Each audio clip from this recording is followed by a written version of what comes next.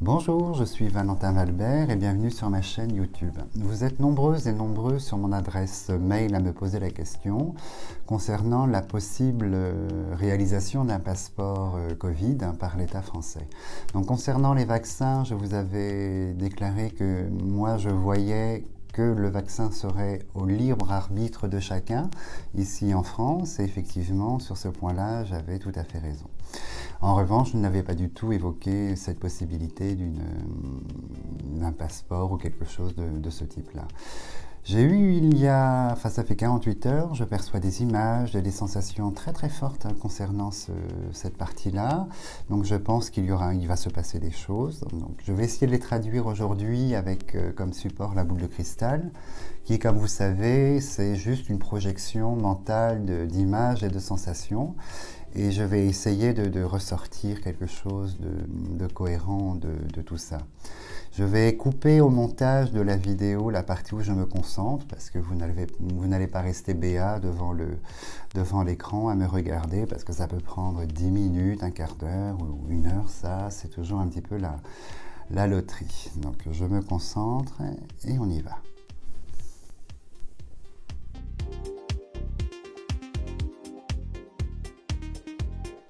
Comme je vous disais, dans un premier temps, ce que je vois la France. Dans un premier temps, il n'y a pas une obligation de vaccination, mais seulement dans un premier temps.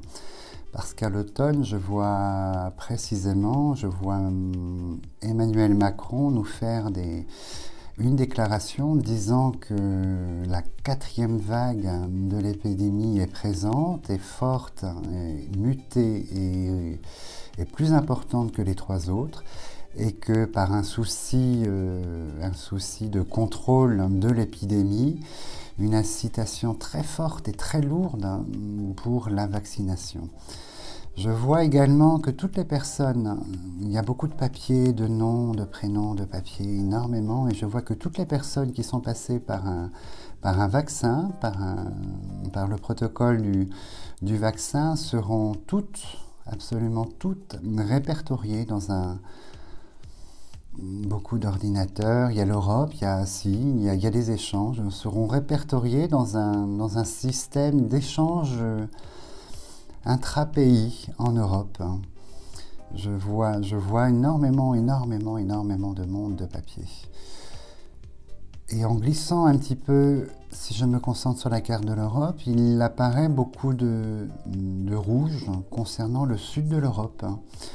Il apparaît du rouge sur l'Italie, l'Espagne, la Grèce également.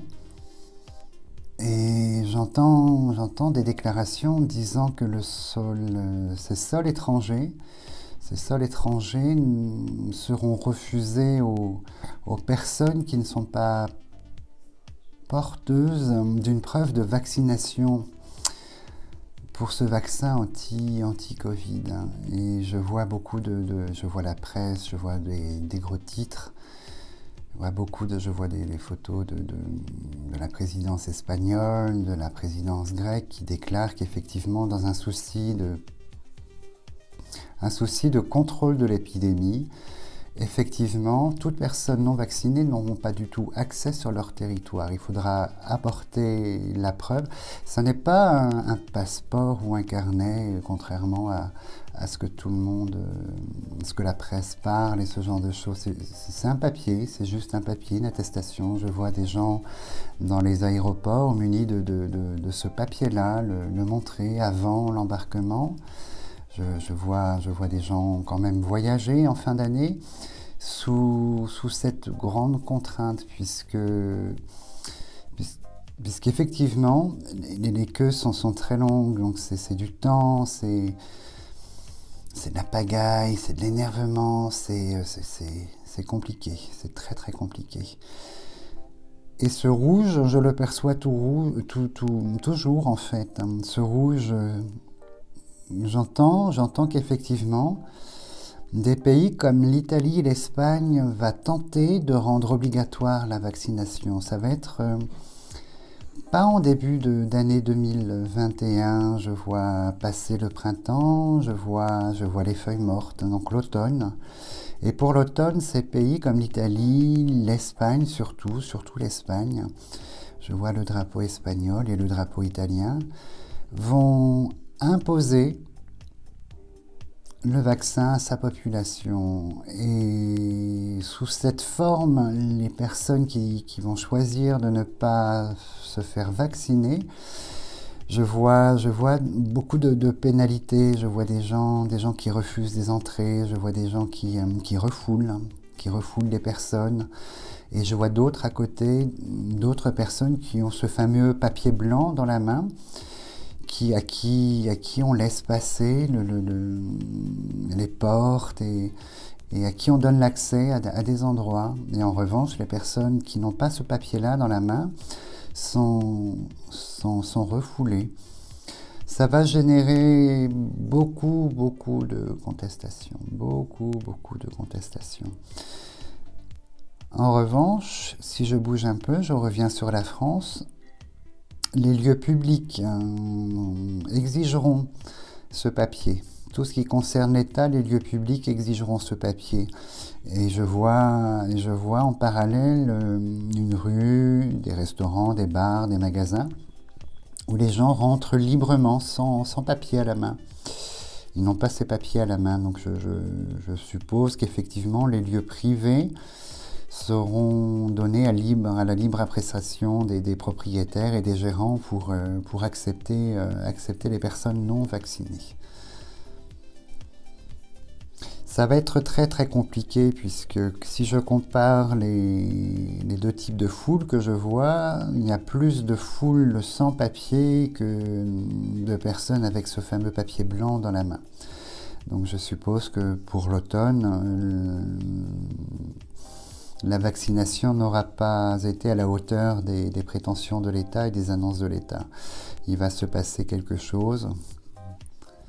Comme je vous disais dans une de mes vidéos, je vois cette grande rupture de stock qui n'apparaît pas dans cette projection. Je parle de l'ancienne vidéo concernant la dernière en date, pardon. Et voilà, les choses s'effacent. Donc si je résume, d'ici à l'automne, il n'y aura pas d'obligation. Une petite incitation à se faire vacciner en France, mais pas d'obligation. En revanche, la 4e vague est là, dès l'automne, dès le début de l'automne, la 4e vague d'un coronavirus muté, plus contagieux et plus virulent que les 3 premières vagues, sera là. Et dans ce souci de contrôle, j'ai vu M. Macron essayer de tout faire pour imposer la vaccination au peuple français. Donc je vous laisse imaginer les conséquences entre les partisans et les détracteurs. Et si vous souhaitez voyager à partir du printemps 2021, renseignez-vous puisque je vois le sud de l'Europe qui va bloquer ses frontières aux personnes non vaccinées, non détentrices de cette fameuse attestation blanche que les gens avaient dans la main. Donc voilà, j'espère que j'ai su répondre à toutes vos questions. Donc si vous aimez mes prestations, n'hésitez pas à me mettre des tonnes de pouces et continuer à parler de moi. Et je remercie d'ailleurs les nouveaux abonnés qui arrivent sur ma chaîne. Donc je vous dis à bientôt et en vous souhaitant de passer un très bon réveillon de fête de fin d'année. À bientôt, merci.